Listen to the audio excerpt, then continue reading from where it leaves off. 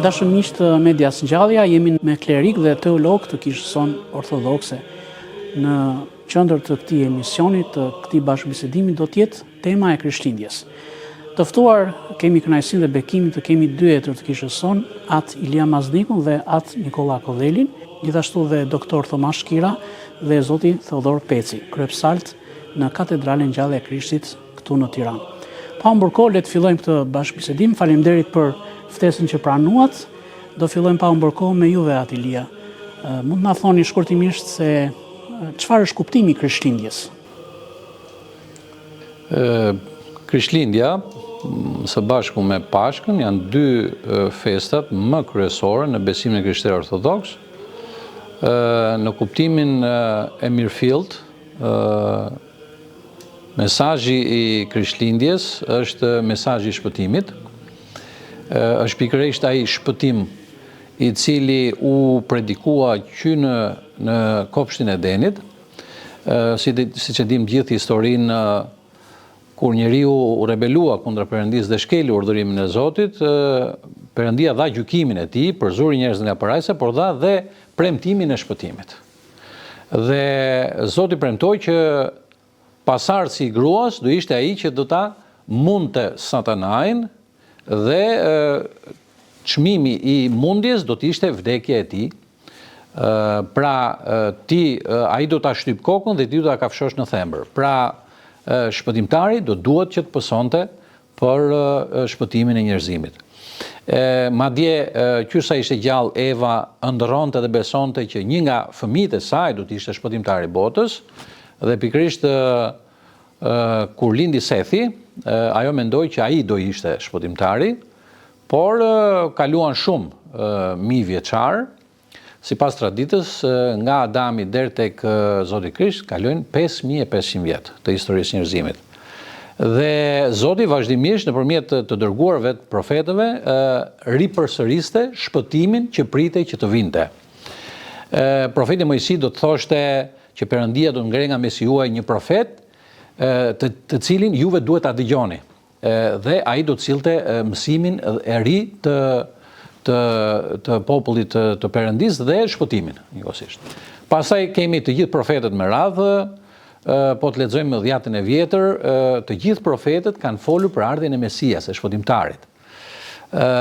Por le të themi profeti i ka shkruar më shumë dhe që nga shumë teologë të Kishës është konsideruar si ungjillori i pestë, është profeti Isaia, dhe ai ka thënë atë profecinë e famshme: ja virgjeresha do të mbarse, do të linjë një djalë, emri do të jetë Emanuel, që do thotë Perëndia me ne. Dhe më saktë, ky është dhe mesazhi kryesor i Krishtlindjes, pra Perëndia bëhet njeri si ne për shpëtimin tonë. Doktor Thomaj, një nga elementet kryesorë dhe të rëndësishëm është edhe ikonografia që tregon për kuptimin teologjik të kësaj ngjarje. Çfarë mund të themi më tepër? Fuqia e ikonës njihet brenda krishtërimit ortodoks dhe vetë tipologjia e ikonës së Krishtlindjes na jep dëshminë e mishërimit të Jesu Krishtit. Pra, flet për njohjen e hipostazës historike dhe dogmatike të tij. Tek ikona vërejmë disa ngjarje të cilat janë të sintetizuara personazhe të ndryshme në këtë ikonë. Dhe ngjarja qendrore është ngjarja që lidhet me Jesu Krishtin, i cili ndodhet në shpellën e Betlehemit. Betlehem do të thotë nga hebraishtja vendi i bukës, dhe e njohim edhe vetë zbulesën që na bën Jesu Krishti, që ai është buka e jetës. Dhe ai ndodhet në një shpellë, shpella është e errët.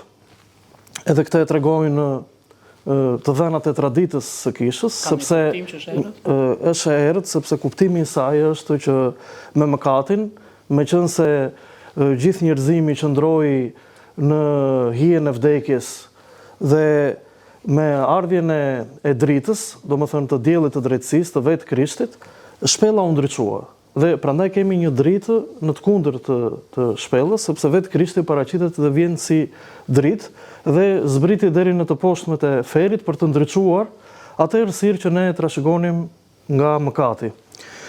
Biles kemi dhe etër të Kishës të cilët flasin jo thjesht për një krijim të kësaj ngjarje të mishërimit të Krishtit, por është një rikrijim i të gjithë krijesës. Ylli që qëndron lart është një yll i cili nga Shën Joan Damaskinoi konsiderohet si një angjëll i Perëndis. Dhe vetë magët që i kemi në një ngjarje tjetër, të cilët vinë dhe t'i falen Krishtit, të cilët ishin 3 dietarë nga Persia, dhe i ofruan 3 lloj dhuratash, mbretit të përjetësisë dhe Jezu Krishtit, Mesias, shpëtimtarit dhe shpëtimtarit të përjetshëm. Këta erdhën duke u udhëzuar nga ky yll, dhe ky yll, ndryshe nga lëvizjet astronomike të gjithë yjeve që kryen nga lindja në perëndim, ky yll i drejtoi të 3 magët nga veriu në jug. Pra është një karakteristikë mjaft e rëndësishme për të treguar që ky nuk ishte një meteor apo një yll i zakonshëm. Gjithashtu, në brenda skenës dhe Krishtin e kemi në grasht, tradita thotë që grashti përmendet si i tillë në Dhjatën e Re, dhe shpella nuk përmendet në Dhjatën e Re ose në Ungjit, po përmendet tek tradita. Grashti ishte si një objekt i cili u ruajt prej të krishterëve që me lindjen e Krishtit dhe ishte prej balte. Dhe është e njohur edhe vetë himnografia e cila na përmend se vetë shkretëtira e dhuroi grashtin, sepse ai ishte prej balte. Dhe Shën Jeronimi i Stridonës thotë që ky grasht, nga që u shpërbë, humbi, si thua, u bë copa dhe ai u zvendësua me një grasht i cili i ishte i argjend për shkak të shprehstarisë. Thotë, sa do dëshiroja, thotë, që unë, thotë, t'i falesha dhe t'i afrohesha grashtit të vërtetë prej baltët të Jezu Krishtit, sepse në të qëndron ai i cili luftoi argjendashjen aq sa askush tjetër. Fakti që ndodhet në errësirë, populli që qëndron në errësirën edhe në hijen e vdekjes e bën këtë shkretëtirë të pabanueshme për shkak të mëkatit. Kemi të rëshënjtën e cila qëndron tek skena qendrore, sepse ka luajtur një rol protagonistik, ka lindur Perëndi njeriu Krisht, e cila qëndron me veshje të kuqe dhe zakonisht qëndron e shtrirë ose duke u çlodhur. Pse me veshje të kuqe? Mendimi i përgjithshëm ka qenë se kuqja ka qenë ngjyra që ka përfaqësuar natyrën njerëzore, por në fakt është e kundërta. Vetë njeriu është veshur me të kuqen e hynore. Ndërsa paraqitja e Jezu Krishtit me ngjyrë të blu të jashtme dhe nga brenda me të kuqe, siç e shohim edhe në tipologjitë e tjera të ikonave, tregon që ai veshin natyrën njerëzore. Dhe ky është pikërisht për të dëshmuar hipostazën dhe vetë të rëshënjta qëndron si një personazh që ka luajtur rol qendror. Tani shumë interesante është vetë paraqitja e Josifit, i cili përveç se në një tipologji tjetër qëndron më vete, është jashtë të skenës qendrore, domethënë nuk është ati i djalit të sapo lindur, sepse kjo ishte një lindje mbi natyrshme që një nënë njerëzore të lindte nga ana njerëzore të pa lindurin nga ana hynore, si thua, të pa mundurin që lindja e një personit të dytë të Trinisë së Shenjtë si Perëndi të lindte nëpërmjet një njeriu. Kjo nuk ishte e mundur. Dhe qëndron e të rëshënjta në të, dhe vetë Josifi qëndron zakonisht pranë një bariu. Bariu konsiderohet që është djalli, ngasësi. Ai qëndron dhe është pak i krusur në porcionesh më i vogël, sepse ikonografia ka një të dhënë që personazhet e parëndësishëm i paraqet në përmasa më të vogla, dhe i qëndron i drejtuar tek Josifi, i cili është i rënduar psikologjikisht dhe është pak i pasigurt për çfarë do të ndodhë më pas. Dhe ai duke i shtrirë në ngasje për të thënë që ajo është fajtore, për t'i treguar fajësinë së të rëshënjtës, se s'ka mundësi që të lindë një foshnjë pa atë njerëzor. Dhe ai duke qëndruar dhe i thotë që ky bastun që është sipas traditës, dhe këto të dhëna i kemi edhe nga Ungjilli apokrif i Jakovit, vllai të Krishtit, edhe nga pseudo Ungjilli i Mateut. Dhe kemi Ungjilli pseudo Mateut. Dhe kemi rastin që djalli i thotë që ajo është e fajshme, dhe në qoftë se ajo është e pafajshme, thotë, atëherë edhe nga ky bastun thotë është sikur të dalë që është i thatë, të dalin gjethë. Dhe në moment dalin gjethe sipas shkrimit të apokrifëve. Dhe këto janë sintetizuar dhe janë kompozuar si ngjarje në një ikonë. Kemi një rast tjetër që kemi magët të cilët paraqiten në 3 mosha, janë më i ri dhe në moshë të mesme dhe 1000 vjetër në moshë për të treguar që Krishti shfaqet dhe është i pranueshëm nga të gjitha moshat, nuk ka dallim moshe dhe njëkohësisht personazhe të tjerë të cilët janë përfaqësues të gjithë krijesës, qoftë kafshët, qoftë engjëjt që lavdërojnë Perëndinë dhe habiten përpara këtij misteri të pashpjegueshëm, edhe përmendin lavdi Perëndisë që është më të larta dhe mbi dhe në paqe dhe mbi njerëzit mirëdashje. Njëkohësisht janë engjëjt që zakonisht paraqiten në monohrom, kurse ata të cilët u shfaqen njerëzve paraqiten me formë njerëzore dhe me ngjyra, jo me një ngjyrës, për të treguar lidhjen që aty është prania edhe të gjithë këtyre qenieve dhe barinjtë që kanë dhe ata një rol. Për shembull kemi rastin kur një bari qëndron shumë pranë yllincës dhe tregon me gisht yllin, domethënë si një fenomen që ishte ndryshe. Kjo ngjarje dhe vetë egërsia e maleve, një natyrë e thepisur, tregon e shkret, tregon mëkatin se si kishte katandisur të gjithë krijesën dhe në të kundër kur vjen Krishti, aty shfaqet drita hynore e tij dhe kemi një person Perëndi njeri dhe është dëshmohet pra me pak fjalë nëpërmjet tipologjisë klasike të ikonës së Krishtlindjes, perëndinjërishmëria e vetë Jezu Krishtit dhe e kësaj ngjarjeje që na proklamon shpëtimin e të gjithë botës. Edhe një detaj, më falë, desha të një detaj, janë edhe 2 kafshë aty që paraqiten gjithmonë në çdo pikturim grazhdi paraqiten 2 kafshë, është kau dhe gomari. Nuk janë rastësisht. Aty është, të themi, pikturimi i profecisë së Isaias, është ilustrimi i profecisë së Isaias që thotë kau e njeh grazhdin e vet dhe gomari zotrin e vet, ndërsa Izraeli nuk e njoh atë që erdhi për ta shpëtuar. Pra kemi edhe një përmbushje të profecisë Isaias për shpëtimtarin. Ndërkohë, himnologjia e kishës son ortodokse është shumë e pasur me himne tropare që flasin për Krishtlindjen, apo jo, Theodor? Himnet janë të shumta në periudhën e Krishtlindjes, por himnet kanë filluar që më herët të paralajmërojnë lindjen e shpëtimtarit, pra që prej datës 21 nëntor neve dëgjojmë troparin e parë që lajmëron që Krishti do të lindë. Njëkohësisht intensifikohen dhe gjatë ecurisë së shërbesave të kishës edhe troparet parakremtuese, prandaj dhe quhen parakremtuese, sepse na parapërgatisin për këtë ngjarje. Përveç këtyre tropareve, do të shikojmë që edhe në ortologjon e kishës, pra në kalendarin kishtar të kishës, do shikojmë që intensifikimin e personazheve kryesisht të profetëve dhe për më tepër në periudhën e dhjetorit, ku dominon kremtimi i këtyre personazheve dhe jo më kot kisha ka vendosur që të festohen në këtë periudhë, sepse këta bëjnë atë lidhjen direkte me përmbushjen e këtyre profecive që kanë të bëjnë me mishërimin e fjalës. Dhe njëkohësisht theksi kryesor është patjetër theksi atje tek aspekti himnografik i kishës, ku do të vërejmë flasim për ditën kryesore që është dita e lindjes së shpëtimtarit, pra 25-a, do të shohim që patjetër theksi kryesori i himneve do të jetë tek mishërimi i fjalës dhe konkretisht mishërimi duke paraqitur pikërisht atë bazën kristologjike, të teologjisë kristologjike rreth mishërimit të fjalës.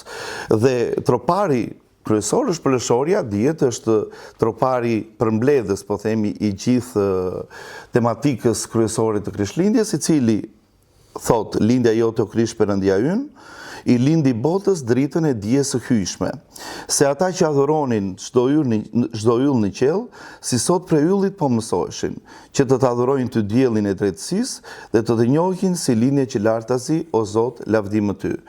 Konkretisht, çfarë na tregohet te ky him? Nuk na tregohet thjesht një proces sentimental i një lindje të zakonshme, por na shfaqet një zbulim ontologjik.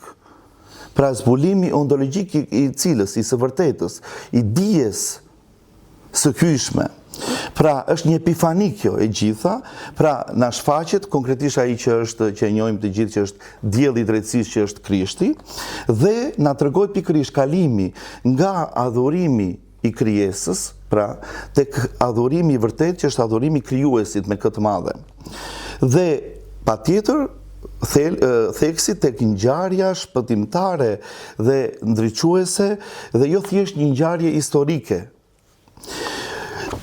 Te tropare gjithashtu të shikojmë në një pikë tjetër ku na shfaqen antitezat poetike.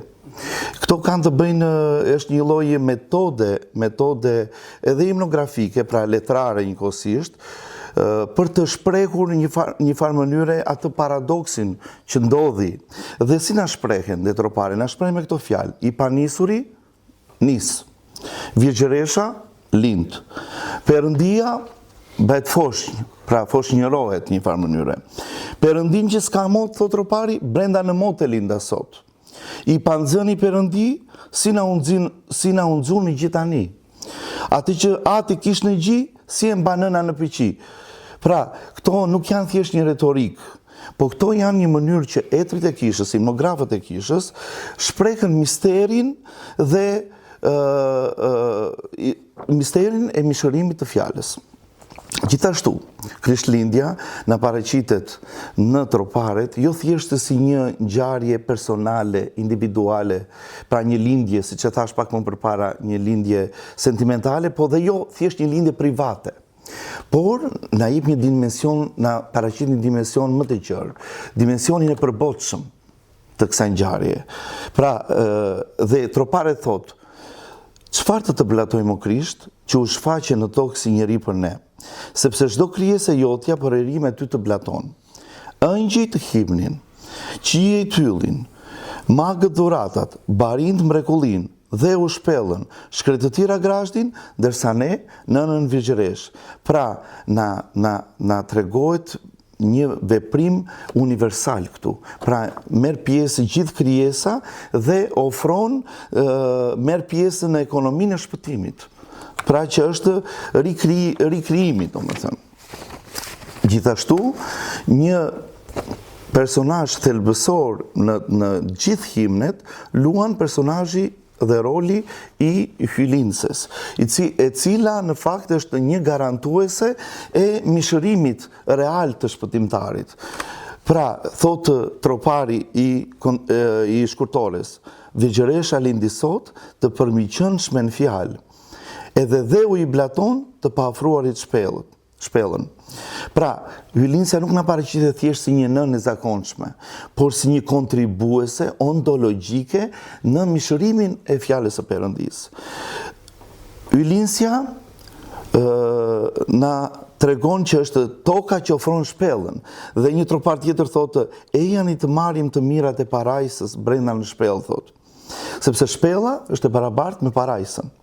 Dhe këtu çfarë na tregohet? Na tregohet sepse është një farë mënyre, një përgjigje ndaj një herezie që qarkullonte në atë kohë, që ishte dokjetizmi. Pra, që që Perëndia nuk u mishërua në të vërtet. Pra duke sikur u mishërua.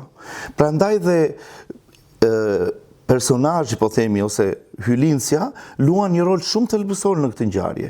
Nuk do ishte e vërtet, nuk do besoj realisht që do kishte lindur Krishti nëse nuk do ekzistonte personi i hyjlincës. Prandaj është shumë i rëndësishëm, pra nuk është thjesht një simbolizëm abstrakt kjo, po është diçka reale, me personazhe reale, ngjarje historike me personazhe historik. Dhe është sinergji. Dhe gjithashtu himnologjia siç është dhe vetë karakteri i himnologjisë, i çdo lloj himnologjie, por për më tepër i himnologjisë së Krishtlindjes, do të vërejmë që nuk është thjesht një himnologji, thjesht një tekst letrar, të cilën ne do ta lexojmë, por është një himnologji kënduese, që do të thotë tropari parë që dëgjojmë, siç e thash në datën 21, thotë: "Ja Krishti lind, lavdërojeni. Ja Krishti qiellit vjen, dilni priteni. Ja Krishti midhen ngrihuni. Zotit pra i këndoni lart e mbi dhe me ngazëllime për i himnojeni me mall, popull dhe me lavdi." Sa shpesh e thotë tropari, pra na përfshin liturgjikisht të gjithëve që t'i këndojmë, ta lavdërojmë, të ngazëllohemi, t'i këndojmë, do më t'i psalim ati dhe të ngrihemi të gjithë së bashku që të marrim pjesë në këtë ngjarje të rëndësishme. Pra, besimtari nuk është thjesht një spektator, por është pjesëmarrës në mister përmes këndimit. Në këtë periudhë sigurisht që theksohet dhe ndihma ndaj të varfërve. Edhe vetë Zoti Jezu Krisht ishte ai që, si thua, lindi në një shpellë të varfër, në një grash të varfër, dhe do ishte me interesat Nikolat na përshkruani shkurtimisht se cila është veprimtaria sociale e kishës sonë ortodokse në mënyrë të veçantë dhe në këtë periudhë. Ashtu si u tha edhe nga Theodori në fund fare, që thotë që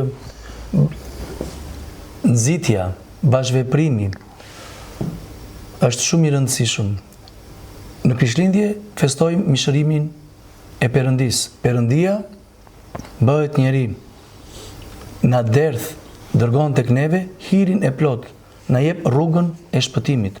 Dhe përsëri i njëjti Perëndi në predikimet e tij thoshte: "Nëse tek vëlla yt ke parë personin tim, Perëndin, ke parë mua." E këtë bamirësi kisha e nxit tek çdo besimtar, jo vetëm ditën e Krishtlindjes ose të Pashkës, ose në festat të tjera, e nxit që të shikoj njeriu tjetër si vetë ikonën e Perëndisë dhe i nxit që të marri pjesë në këtë bamirësi të madhe që Perëndia na ka bamirësuar secilin prej nesh, sepse njeriu mbi tokë është një administrator i mirë i të mirave të Perëndisë. Dhe çfarë na thot Perëndia me mëshirimin? Unë jam Zoti. Unë i krijova të gjitha nga e mosqana. Unë jam ai që i jap jetë. Juve duhet të ndihmoni ata më të dobtit, ata më të sëmurët, ata që janë në nevojë dhe në dhimbje. Këtë nxit edhe kisha që jo vetëm për Krishtlindje që theksova më parë, por çdo ditë të vitit. E nxit njeriu që të bamirësoj. Njeriu kur bamirëson, nuk bamirëson tjetrin, por ka bamirësuar veten e tij. Ja keni bërë njërit nga këtyre vëllezërve më të vegjël, ma keni bërë mua, që na thuhet tek parabola, që isha në burg, isha në spital, isha i sëmur, isha i vetëm, isha i zhveshur. Por ku të pa më Zot? Po thot, pat njëri nga këta, ma keni parë mua. E këtë bamirësi kisha gjatë gjithë ciklit të vitit e nxit dhe e thekson nëpërmjet himneve, nëpërmjet predikimeve, nëpërmjet jetesës së saj të përditshme, nëpërmjet kreshmës dhe adhurimit, e nxit tek çdo besimtar që të ketë mëshirë për bashkë njeriu e tjetër. Perëndia ka mëshirë për neve. Dhe etri thon me masën, jo vetëm etrit, por dhe Perëndia thot, siç gjykon tjetrin, kështu do të gjykoj unë ty. Prandaj, këto ditë që janë ditë të shenjta, ditë Krishtlindjesh, duhet që të sillim ndërmend dashurinë e Perëndisë, mëshirën e vazhdueshme të Perëndisë kundrejt nesh, dhe kështu dhe neve të kemi këtë dashuri dhe këtë dëmshuri, të nxitemi që të japim aq sa mundemi, jo ato që na teprojnë, por ato që mundemi të japim dikujt tjetër dhe që dhe ai të gëzojë Krishtlindje dhe ai të shikojë tek personi ynë Krishtin e mëshiruar, sepse thelbi i bamirësisë nuk është vetëm të japim diçka, por të transmetojmë tek tjetri dashurinë e Perëndisë, të japim tjetrit atë që Perëndia na dha neve. E thot në ditën e pagëzimit që marrim qeririn, thot prifti, kështu le të ndrisin veprat tuaja të mira, që të shikojnë këto njerëzit dhe të lavdërojnë Atin tuaj qiellor. Nëpërmjet këtyre veprave, nuk lavdërohet personi që dhuron, por lavdërohet Perëndia që frymëzon çdo njeri që bën vepra të mira. Atëherë thoma, cila ka qenë tradita në vendin tonë e festimit të kremtes së Krishtlindjes? Tradita lidhet me traditën kremtuese që ka bërë vetë kisha, edhe duke nisur dhe duke pasur si bërtham vetë këtë falje që i ka bërë dritës absolute nëpërmjet liturgjisë së shenjtë. Dhe vetë origjina e pasi mendohet që dhe vetë tipologjia e parë e ikonës mendohet që ka qenë në shpellën e Betlehemit, që është vendi i dytë pas më i vizituar dhe më i dashur prej të krishterëve pas varrit të Krishtit. Jeruzalem. Dhe aty kemi të dhënën që flitet për shpellën e cila përmendet nga Justin, filozofi dhe martir, që në shekullin e dytë. Dhe në të pranë saj, ajo ka shërbyer si kript deri në shekullin e 4 dhe në vitin 327 Shën Elena dhe më vonë Shën Konstantini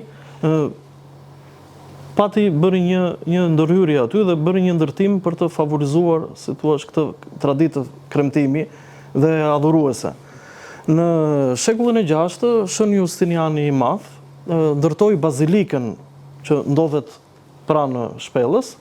Dhe aty ndodhen disa elemente. Kemi një yll 14 cepësh dhe njëkohësisht ka qenë një mozaik për 3 magët nga Persia, gjë që tregon që kur erdhën në vitin 614 persët për të pushtuar bashkë me mbretin e tyre Osroj, kur hynë për ta shkatruar, panë mozaikun e 3 magëve dhe u troqën dorë.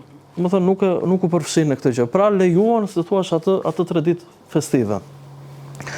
Këto të dhëna të cilat tregojnë për një hershmëri dhe të periudhës bizantine dhe të periudhës më të hershme të kremtimit e mori jo vetëm kisha me liturgjitë e shenjta edhe me datën kremtuese të 25 dhjetorit, por e morën edhe populli i thjeshtë dhe në vendin tonë, meqense njihet për traditat e hershme të krishtera dhe bizantine, tregon që vetë fëmijët, për shembull, marrim rastin kur në ditën në 23 dhjetor, sipas traditës, përgatisin grazhdin, të cilët janë të gjitha këto elementet që përmenden edhe kanë edhe këto origjinë, përgatisin edhe të gjitha personazhet që janë në të, me qëllim që të çojnë lajmin e mirë për të përcjellë këtë mesazh dhe këtë dëshmi themelore, dogma themelore e besimit, që është mishërimi i birit të Perëndis.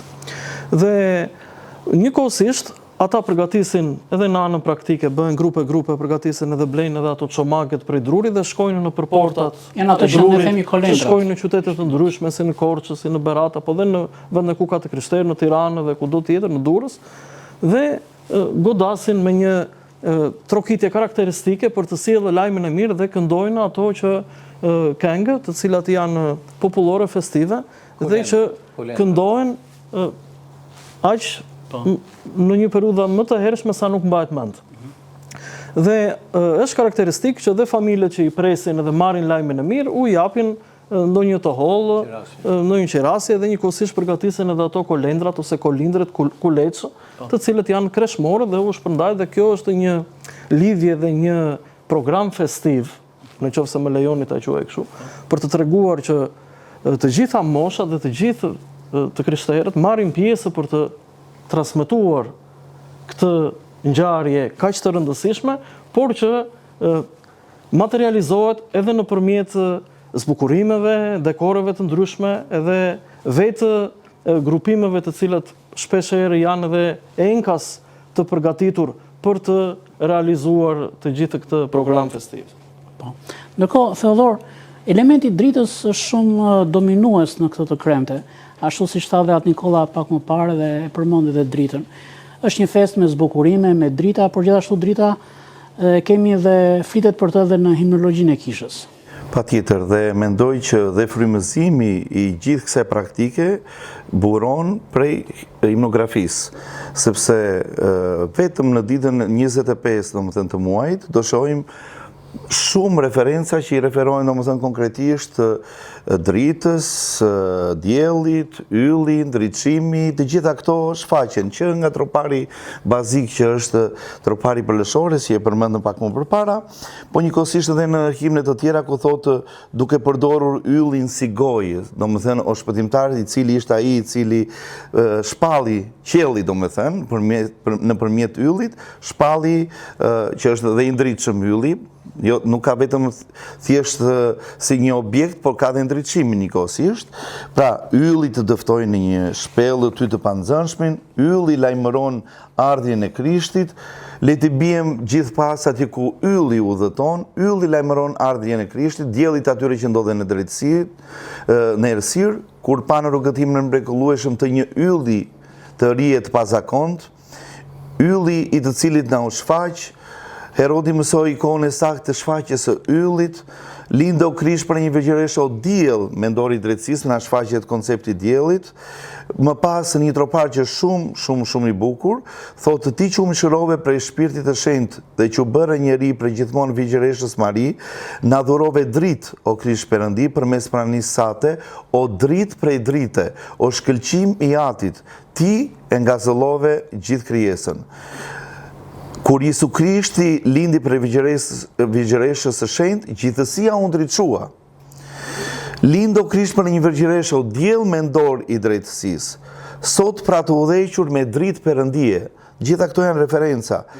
Se si në qiell një shpellë dritë themi. Ose bën atë denjë të shohim edhe dritën e së vërtetës, kur i referojmë hyllinses. Pra, në rastin konkret, drita është vetë Krishti i mëshiruar, dielli shpreh burimin personal dhe ontologjik të saj, ylli funksionon si një shenjë zbuluese, errësira simbolizon gjendjen para mishërimit, siç e tha edhe Thomai, shpella që ndrit përmbledh gjithë këtë paradoks domethënë të shpëtimit dhe ndriçimi i gjithësisë shënon rikrijimin e botës.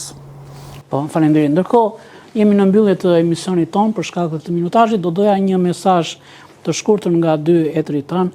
Atë Nikolla, ndoshta një mesazh nxitës për besimtarët dhe për çdo njeri vullnet mirë për të kontribuar në veprën sociale në ndihmë të njerëzve në nevojë.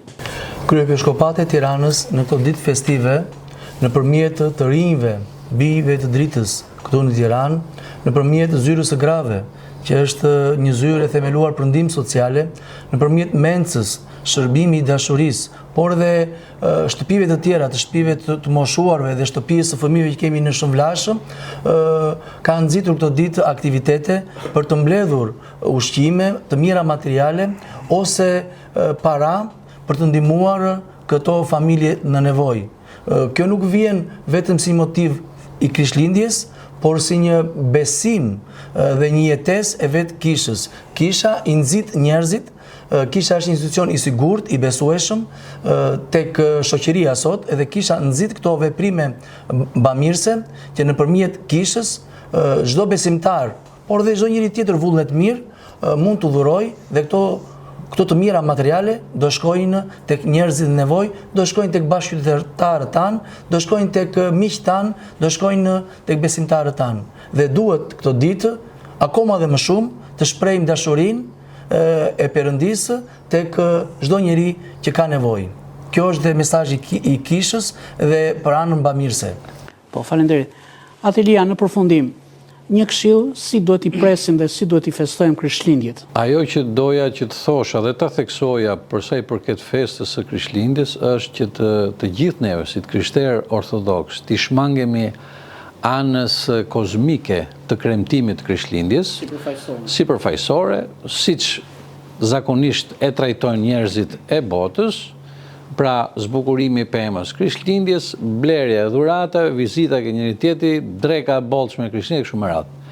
Dhe të fokusohemi në dy gjëra që janë më kryesorë dhe çfarë kërkon Perëndia nga neve, që është adhurimi dhe shërbimi. Këto janë dy edhe funksionet për të cilët u krijuam ne nga Perëndia dhe të cilat ditën e Krishtlindjes ne duhet i vëmë të dyja në efikacitet të plotë. Domethënë, adhurimin, duke marrë pjesë në kishë në adhurimin hynor, se nuk mund të festojmë Krishtlindjen pa ardhur në kishë pa marrë pjesë liturgjinore dhe pa u kunguar me trupin dhe gjakun e Krishtit, atëherë nuk e përjetojmë absolutisht dhe nuk arrim atë qëllim final të bashkimit tonë me Perëndin.